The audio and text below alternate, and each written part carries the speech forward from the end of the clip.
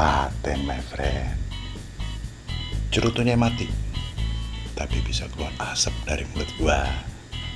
Hanya orang-orang yang berilmu tinggi yang bisa buat kayak gini, my friend. Bukan ilmu tenaga dalam atau ilmu kebatinan, tapi ilmu tipu-tipu, persis kayak film yang satu ini. Kebohongan berawal dari jiwa dan menyebar ke seluruh dunia. Demikianlah sebuah pepatah dari negeri Arab. Sebuah film yang sayangnya berdasarkan dari kisah nyata. Ali, seorang pemuda asal Irak yang hidupnya terbentuk dari banyak kebohongan, dan ada 3 kebohongan besar yang membentuk hidupnya. Kebohongan pertama adalah kebohongan yang menyelamatkan hidup ayahnya sebelum Ali lahir. Ayahnya tertangkap oleh pasukan Saddam Hussein karena menjadi oposisi.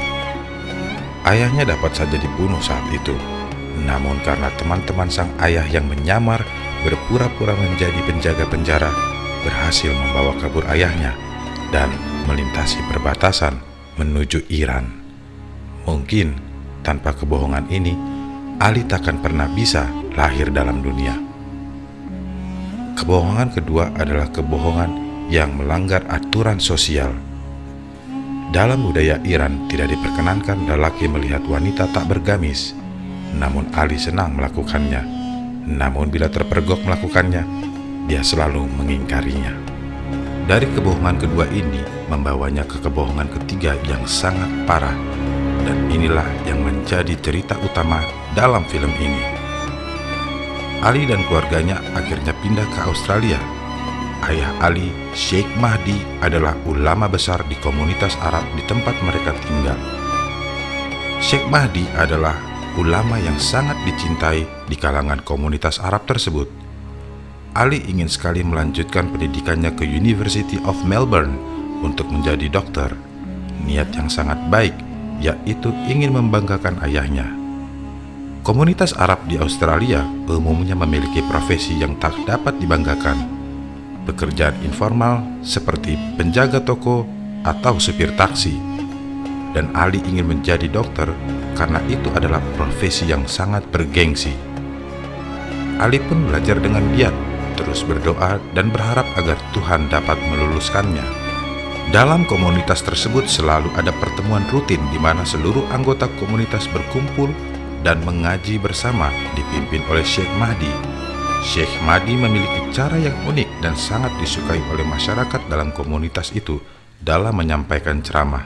Sheikh Mahdi selalu membuat drama musikal dalam ceramahnya sehingga masyarakat tidak jenuh mengikuti acara pengajian tersebut. Hal ini membuat iri seorang imam lainnya bernama Syed Ghaffar dalam komunitas ini. Usai acara pertemuan tersebut, Ali melihat seorang gadis yang menarik perhatiannya, Diana, putri seorang pemilik restoran cepat saji. Ali mencoba memulai komunikasi, namun ayah Diana memanggil Diana untuk segera mengikutinya pulang. Ali belajar dengan giat, bahkan di saat dia bekerja sekalipun sebagai penjaga toko, dia tetap belajar.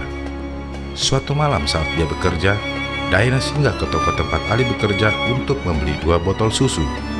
Ali mencoba menggunakan momen tersebut untuk menarik perhatian Diana, tetapi Diana hanya bereaksi biasa saja. Suatu pagi, Sheikh Mahdi membangunkan Ali untuk memberikannya sebuah tas kulit dengan inisial Hasan, kakak tertua Ali yang pintar dalam akademi, namun sayangnya tewas karena ranjau saat sedang bermain bersama Ali dikala mereka masih remaja. Hal itu pun membuat Ali teringat dengan almarhum kakaknya dan menjadi sedih. Di kesedihannya itu, ia pergi ke atas menara masjid, membawa gitar gambusnya dan mulai melantunkan nada-nada kesedihan di tengah malam. Saat yang ditunggu-tunggu pun tiba, ujian masuk University of Melbourne. Ali tiba paling awal di ruang ujian.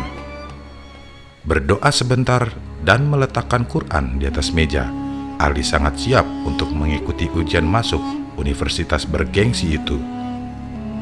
Tiba-tiba seorang perempuan menyapanya. Terkejut Ali melihat bahwa perempuan tersebut ternyata Diana. Dia tidak menyangka bahwa Daina juga mengikuti ujian masuk tersebut. Tidak hanya Daina yang menyapanya di ruang ujian tersebut, Luai, putra Syed Ghaffar, juga menyapanya. Ternyata dia juga sama dengan Ali, ingin mencoba menaikkan harkat keluarganya dengan melanjutkan pendidikan di perguruan tinggi bergengsi dan menjadi dokter. Beberapa hari setelah ujian masuk selesai, tibalah waktu pengumuman. Pengumuman hasil tes masuk diantar melalui pos. Ali pun menerima amplop pengumuman hasil ujian tersebut, dan sebelum membukanya, dia berdoa kepada Tuhan berharap agar dapat lolos masuk melanjutkan ke perguruan tinggi tersebut. Terkejut dia saat melihat selembar kertas dengan angka hasil ujian yang tercantum di bawah syarat kelulusan. Ali pergi ke balai pertemuan komunitas Arab hendak mencari ayahnya, namun sayangnya ayahnya tidak di sana. Ternyata pada saat bersamaan di balai pertemuan sedang ada perayaan syukuran yang diselenggarakan oleh Syed Ghaffar atas keberhasilan anaknya Luai lulus ujian masuk University of Melbourne dengan nilai yang bukan main bagusnya, 96,2. Luai dengan bangganya menunjukkan hasil ujiannya kepada Ali di hadapan banyak orang. Salah seorang berteriak dan bertaruh bahwa Ali mendapatkan hasil yang lebih bagus dari Luai. Di hadapan banyak orang, Ali menjadi tertekan dan tidak mau terlihat kalah. Dengan lugasnya dia mengatakan bahwa dia mendapatkan hasil yang lebih tinggi dari Luai, 96,4. Inilah penipuan ketiga dan terparah sepanjang hidup Ali saat itu. Orang-orang pun berhamburan dan menyelamati Ali. Malamnya, sepulang dari bepergian, ayah, ibu, dan adik Ali menyelamatinya. Mereka mendapatkan kabar dari para warga komunitas Arab bahwa Ali putra Syekh Mahdi lulus dengan nilai tinggi 96,4. Warga komunitas Arab pun membuat malam syukuran atas kelulusan anggota komunitas tersebut, walau ada kelulusan palsu di situ, yaitu kelulusan Ali. Usai acara syukuran bersama, Syed Ghaffar bersama putranya Luai mendekati Ali dan meminta kopi hasil ujian masuk Ali untuk dipampang di tembok masjid. Satu kebohongan akan berlanjut dengan kebohongan lainnya. Karena sudah terlanjur berbohong dengan memproklamirkan kelulusan palsu dan nilai tinggi yang tentunya palsu juga, maka Ali melanjutkan dengan merekayasa kertas pengumuman mengganti angka yang tercantum pada surat tersebut menjadi angka 96,4. Pada saat Ali sedang mengerjakan hal tersebut, adik terkecil Ali masuk ke kamar Ali dan memergoki Ali sedang menempelkan angka palsu tersebut. Bagaimana kelanjutan kisah hidup Ali sang penipu ini? Akankah Ali mengakui kesalahan yang dibuatnya, atau dia akan melanjutkan penipuan dengan penipuan lainnya lagi? Silakan my friend simak dalam film Ali's Wedding. Perlu my friend ingat, sangat disayangkan, ini adalah berdasarkan kisah nyata.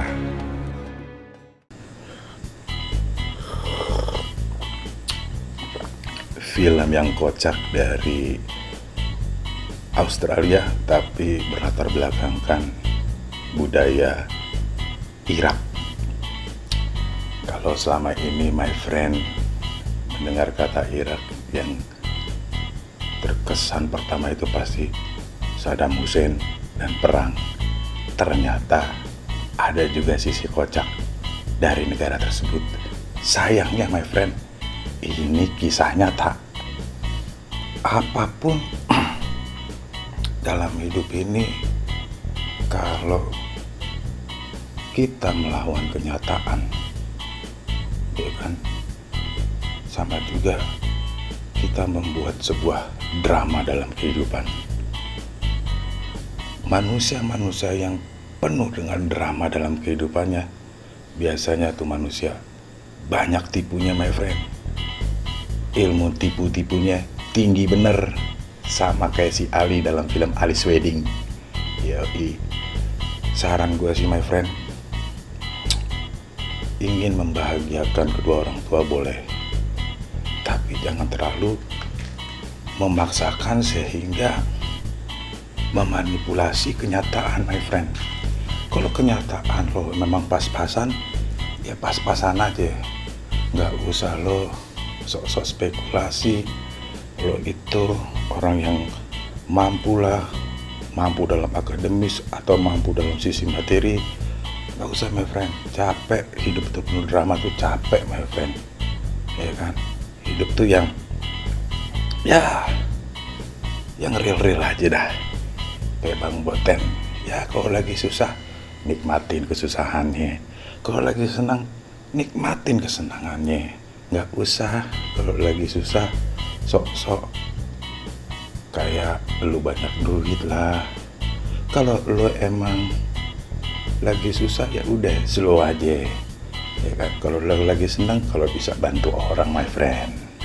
Oke, my friend, demikianlah tadi alur cerita dari film Alice Wedding. Sangat direkomendasikan untuk ditonton, my friend, karena banyak sisi-sisi moralnya yang bisa kita pelajari, jadi masukan untuk memotivasi atau mengintrospeksi diri kita. See you on the next video, my friend. Your best, my friend.